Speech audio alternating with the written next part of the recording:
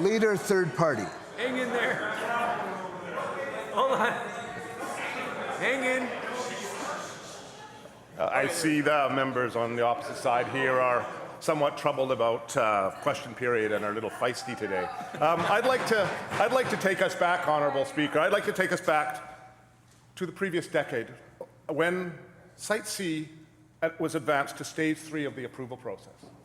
Its price tag then was somewhere between $5 and $6 billion. $5 and $6.6 billion. Let's now fast forward, Honourable Speaker, to 2011. The price tag now was $7.9 billion.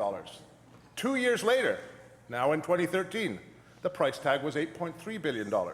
Then the price tag grew to $8.9 billion, accompanying a year-long delay in the construction schedule. And now, the BC Utilities Commission says this, and I quote directly, "Given the nature of this project, of this type of project, and what has occurred to date, total cost for the project may be in excess of $10 billion, and there are significant risks that could lead to further budget overruns."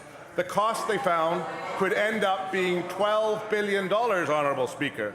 And this, only 2 years into a 9-year project.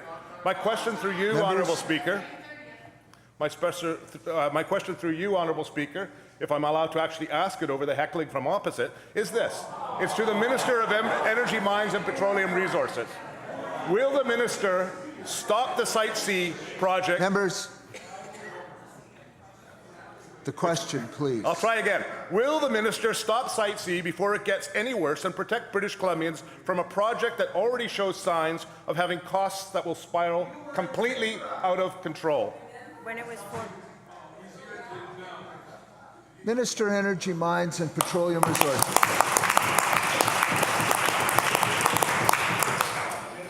Thank you, Honourable Chair, and thank you to the member for the question. And I find the question very interesting because I think it highlights exactly why this project should have gone to the BC Utilities Commission right from the very get-go.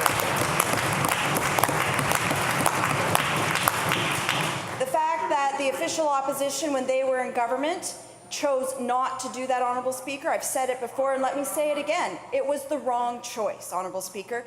This government has righted that wrong. We have finally gone to the BC Utilities Commission, and we were able to get answers to the questions that British Columbians had, questions that I'm sure that the leader of the third party had as well. Honourable Speaker, this government is taking all of that information into consideration as we deliberate on this very important issue for British Columbians, and we will be working and making a decision in the best interests of British Columbians.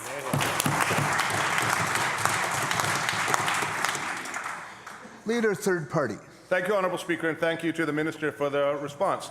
In contrast, Honourable Speaker, to the grim picture of ballooning Site C construction costs, let's now take a look at the renewable energy sector.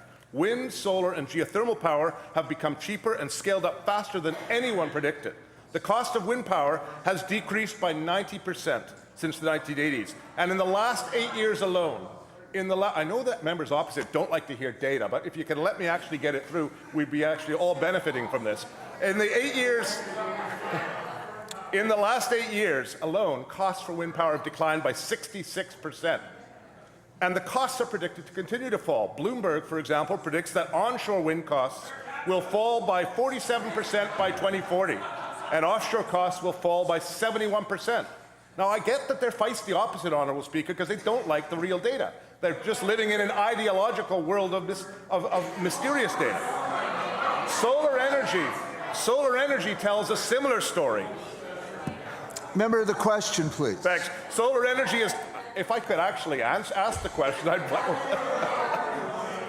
Solar energy tells a similar story. Costs have decreased by 68% since 2009, and they're projected to decrease by further 27% in the next 5 years.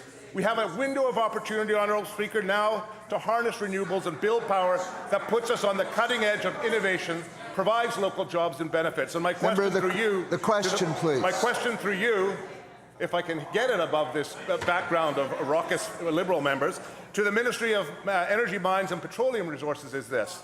Are you prepared to forego this generational opportunity to harness renewables by continuing in the BC Liberal footsteps with building a doomed mega project?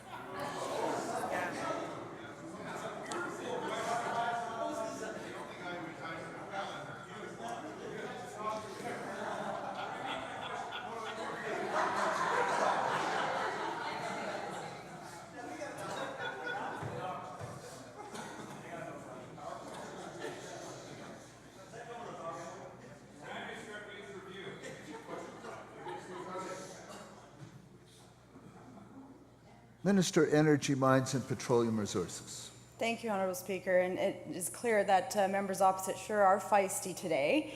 I'm glad that the member did get his question in. And he will note that part of my mandate letter is to build that roadmap into the future in terms of BC's energy policy, looking specifically at our opportunities, our tremendous opportunities at renewables.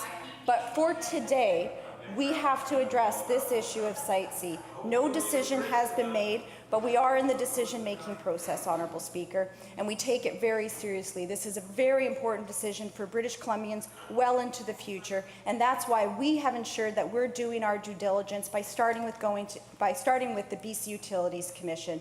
We're looking at the information that they brought forward, as well as the incredible amount of information that has come out over the years about Site C, and we will be making a decision that works for British Columbians today and into future generations.